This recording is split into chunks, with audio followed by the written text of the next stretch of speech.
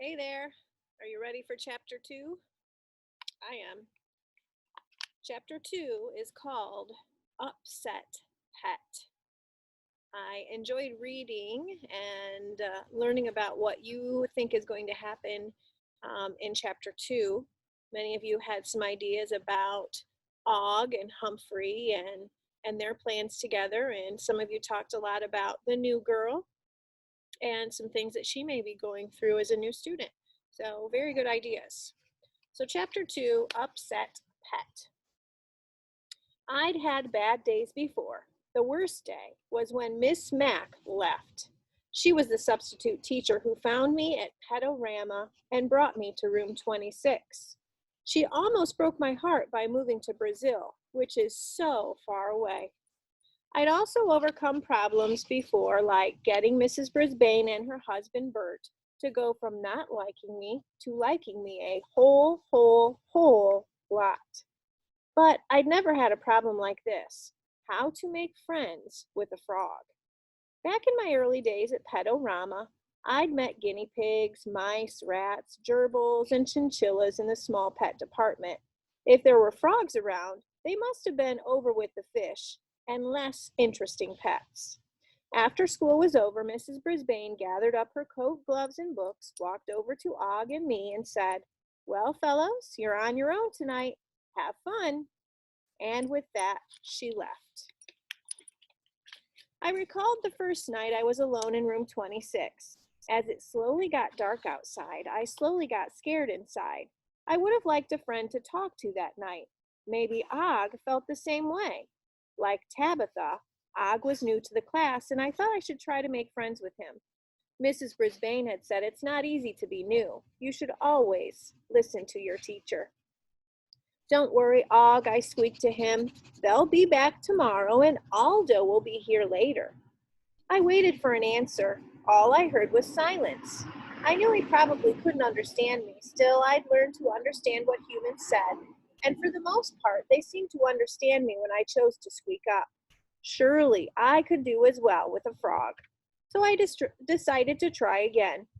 "Can you hear me?" I squeaked as loudly as possible. Either he couldn't hear me or he was just plain rude. I couldn't see him all that well from my cage, what with my wheel, my ladders, tree branches, sleeping house, and mirror. Since I knew Aldo wouldn't come in to clean the room for hours, I decided to introduce myself. As I experienced As an experienced and well-loved classroom pet, I could share my wealth of knowledge about the schedule, the students, and the studies in room 26. I could come to me for advice whenever he wanted. After all, you can learn a lot by taking care of another species, as Miss Mack already told me. Surely that included frogs. I easily opened the door to my cage. It was a lock that doesn't lock. However, I'm the only one who knows about it. To humans, it looks like it's tightly latched, but trust me, it's not. "I'm coming over, Og," I announced. Again, there was no response. I scampered over to meet my new roommate anyway. The glass tank had a big dish of water on one side and pebbles and plants on the other. There was a screen over the top, sitting under a large green plant that was a green lump. I tiptoed over, close to the glass, and I peered in. The lump was even uglier than I first thought, at least compared to me, after all. I am a golden hamster with soft fur, dark, inquisitive eyes, and a little pink nose. Intelligent humans such as Miranda Golden and Sarah Nasiri have told me I am very cute. This Og thing, on the other hand, was a sickening shade of green with bulging eyes and not a bit of fur on him. Even worse, he had a huge mouth, as wide as his whole body, that curved up at the ends, as if he were grinning. He didn't look happy, just creepy. I tried not to shudder. "Allow me to introduce myself. I am your neighbor, Humphrey," I squeaked as politely as possible. No answer. Maybe he couldn't hear me after all. He didn't have cute rounded ears like me. He didn't seem to have ears at all. But at least he could see I was acting in a friendly manner. Og? Stepping closer, I squeaked a bit louder this time. Even though we don't know each other, I'm happy to extend the paw of friendship. Then, with no warning at all, Og lunged right at me and let out a very loud boing. I must have leaped a foot backward.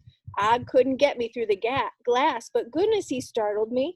I was only trying to be friendly, I told him, backing up toward my cage. Boing! He sounded like a broken guitar string. I sneaked a peek at him. Was that a grin? Was it a leer? Or a sneer? My heart was still pounding as I darted back on my cage and slammed the door behind me. Some friend Og was, scaring me like that. I tried to put myself in his shoes, like Mrs. Brisbane said, but he didn't wear any. Neither did I, for that matter. I grabbed the tiny notebook and pencil from behind my mirror. Miss Matt gave them to me. No one in room 26 knew about them. Can you hear my dogs playing? It's such a nice day out today. They're out here playing, of course, right beside me. So I'm sorry if it's a distraction.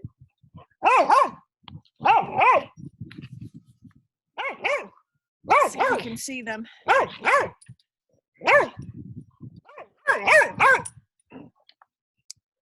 Crazy dogs. They're tired of being inside just like us. Bella, Thor.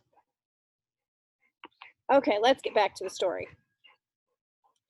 No one knew I could read and write. Writing helps me sort out my thoughts, and I had a lot of thoughts rolling around in my brain that night. Not all of them nice. I scribbled away for several hours, and Og was pretty quiet except for some annoying splashing. Goodness, I can manage to groom myself and get a drink of water without making that much noise. Suddenly the room filled with blazing light, and I heard a familiar clang, clang, clang. It was the Longfellow School custodian, Aldo Amato. Be of good cheer, 'cause Aldo's here, a voice announced. Aldo, my friend, I squeaked as I jumped on my wheel and began spinning happily.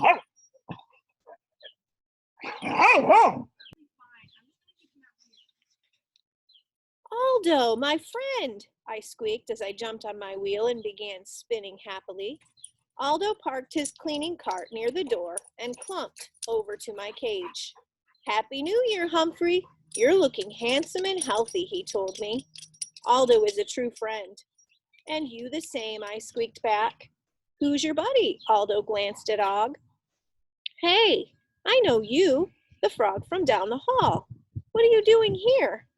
You don't want to know, I squeaked. Aldo turned back to me. Calm down, pal. I brought you something. He reached into his pocket and unwrapped the most beautiful tiny tomato I'd ever seen. I could have cried. Thanks, Aldo, I squeaked as I tucked the treat into my cheek pouch. You're welcome, Humphrey. Aldo looked over at Og again. Sorry, I don't know what frogs eat. You don't want to know that either, I assured him. Aldo grabbed a paper bag and pulled a chair up close to me.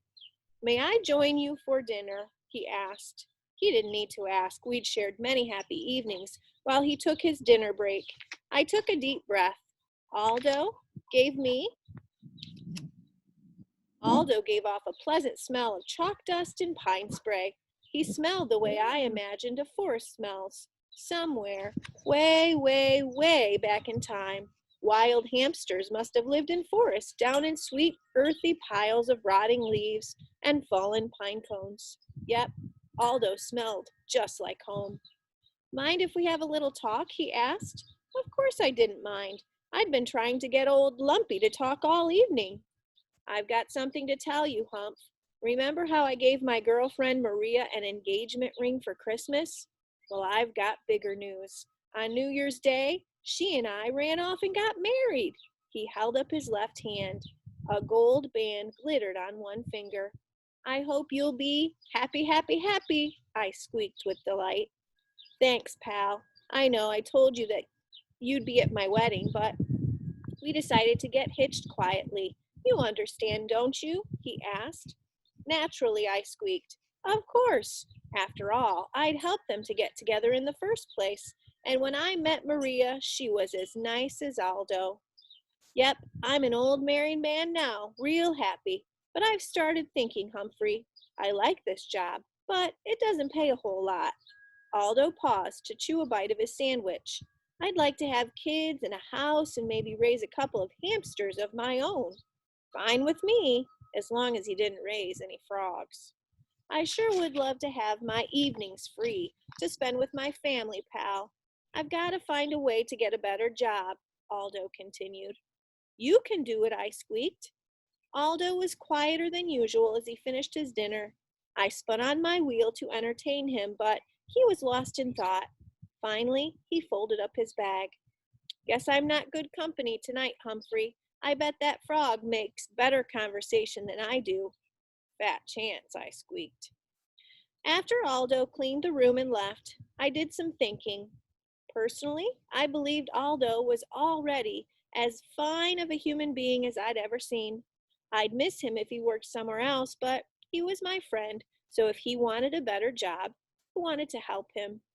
I started jotting down ideas in my notebook and lost track of time. Later, I heard splashing. I'd almost forgotten about you-know-who next door. Hey, what's shaking, Og? I called out to him. Maybe he thought over his bad behavior and wanted to apologize for his bad manners. There was no reply, just splish, splash, splish. Personally, the idea of being covered in water is disgusting to me. I prefer to groom myself the time-honored way, using the tongue, teeth, and paws, and also my toenails. I thoroughly clean myself every single day. The students in room 26 love to watch me. At least they did before Google Eyes came along. Still, if I had to share a table with him, I figured I might try again to be friendly. Having a nice bath over there, I asked.